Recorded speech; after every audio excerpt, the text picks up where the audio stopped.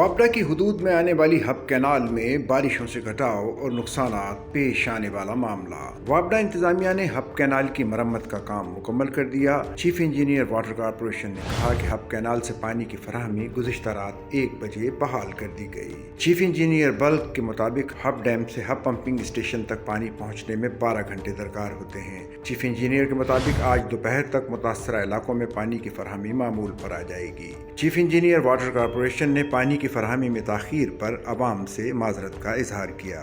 सचल news network की videos में खुश आमदेद। नाजरीन, वीडियो से मुतालिक अपनी कीमती राय का इजहार कमेंट बॉक्स में ज़रूर करें और चैनल को सब्सक्राइब करें।